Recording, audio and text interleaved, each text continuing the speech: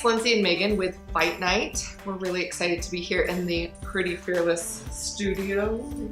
Thanks to Pretty and Paint.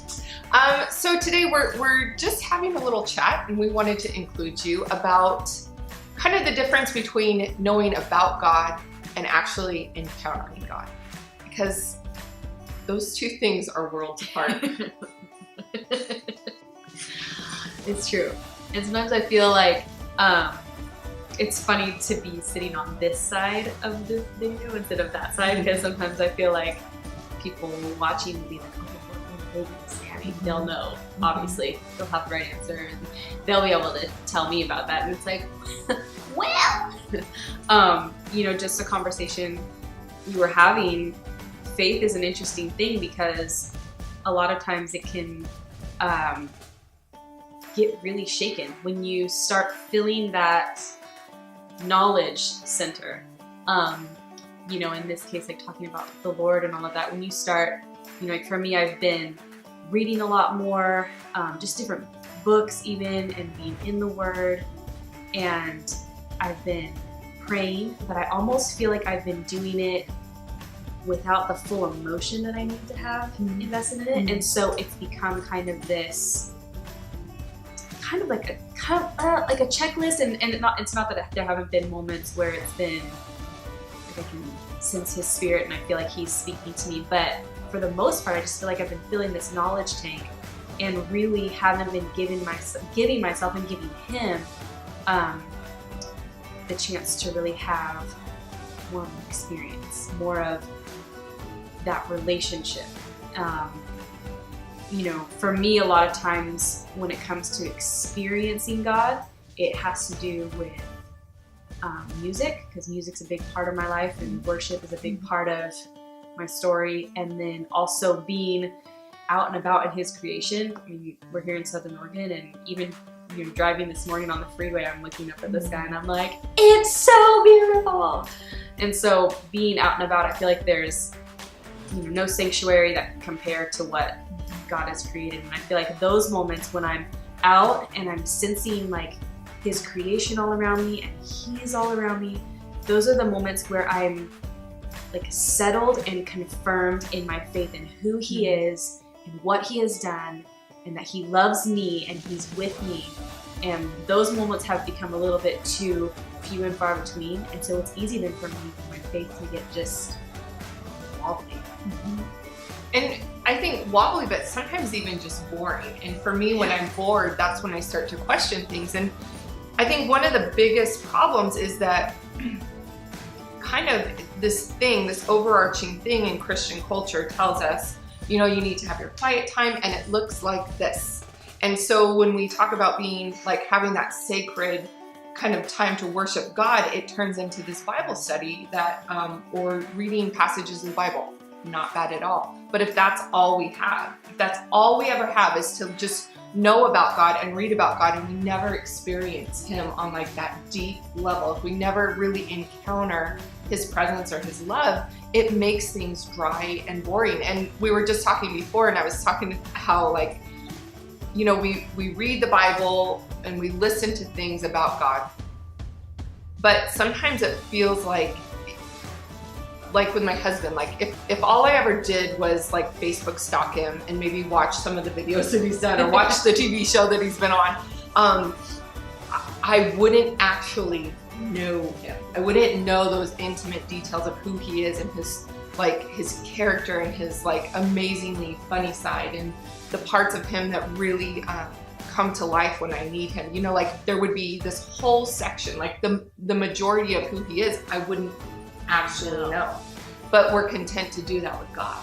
And so I think when we're thinking about this big chasm between knowing about God, knowing who people say He is, and actually knowing Him and experience Him, like the chasm kind of disappears when we say, what are the things that I love to do? And I know for us it's like being outside, and or for you for music, and even I love music. You know that I can't sing. I sang her happy birthday yesterday, but it's so beautiful. But to find those times that bring you into this like almost like you're breathless. Yeah. You know? Uh-huh. And that's not necessarily sitting at your kitchen table. And maybe that is. Yeah. But maybe it's being outside. Maybe it's doing like, you know, if you're crafty or if you cook or whatever that thing is that you love to do that's like right here. And like, and not separating God from that. Exactly. Which is so easy to do because I feel like we've been taught quiet time with the Lord looks like sitting on your couch with your cup of coffee and your Bible and your journal and doing that for 25 minutes. And again, it's not that that doesn't work. I know that my mom loves doing that. Like she loves her quiet time in the morning and that really works for her. And again, it's not that it never works, but it's just, I think that what is really important for women to do and what I think when we, have fight nights and what like such a huge part of our message is that God has something, you yourself are a unique individual and your walk with the Lord is your own and it's your own unique relationship, just like any relationship. No marriage is exactly the same. No friendship is exactly the same.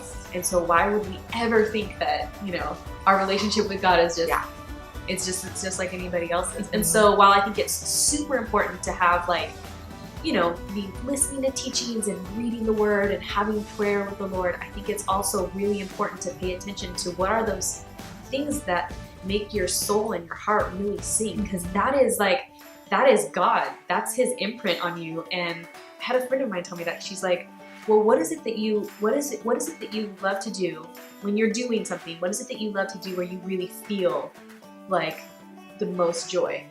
And I'm like, what's funny is one of the things I love doing is driving in my car.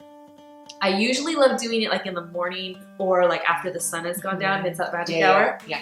And you have the windows down and so you can smell outside and you have like music on and the wind is blowing. So it's all these like sensations are kind of lit up. Your sense of smell and sight and sound and feel. And I feel like God gave us all of these human capacities to experience this life. And there's something about those moments where I feel like I'm almost like at my human capacity. I'm just like, God, this is living life right now. Thank you for this. And I feel like that's him saying, and I love those moments. It's so good. So I think it's just like what makes you come alive. Like you said, like what makes you come alive, what makes you feel the most joyful. And I keep bringing this back to my relationship with my husband, but I think it's funny how we treat our relationship with God in a way a lot of times that we would never treat our earthly relationships. Like, I had my time with you this morning. That was enough. We would never say that to our spouse. We get into these routines, like whether it's with your best friend or with a husband or with a significant other, like if all we ever did was like make dinner, watch Netflix, go to bed, wake up, go to work, like that, you get in these ruts and you're like, what is wrong? I don't even feel like we're married, or I don't even feel like we know each other. And that's when you have to say like, we stop dreaming together, or like, can we go do something different and shake things up? And rarely do we apply that to our relationship with God. And so if you're in a spot where you're like questioning things, or you're bored, or you feel like everybody else has something that you don't have, like maybe ask, what makes you come alive? What makes you feel joyful? What needs to be shaken up because it's okay? And God has given you like this authority and this permission to explore and experience him in so many different ways. And it's like, we take this much when he's like, but you got the whole world, So I think that's kind of where just something that we've been maybe not struggling with. I don't know if that's the right word, but that definitely has been kind of catching up to us. Yeah. And it's, I think when we talk about that and we can say like, I have doubts, or I feel bored, or this doesn't feel like I thought it would feel, we got to be able to speak those things out. Yes. Just be quiet. Yeah. Because you're not alone. I know we're not alone. There's at least two of us. We got you. Yeah. So anyway, we'll be back and kind of doing these intermittently. And just thanks for joining us. And if you have any questions, if you want prayer, definitely you can catch us at Fight Night, which Medford is the first Monday of the month. Grants Pass is the second Monday of the month. But if you just need prayer like now, feel free to contact us through our website or our Facebook page, which our website is womensfightnight.com. Anything else? No, that's good. Bye-bye.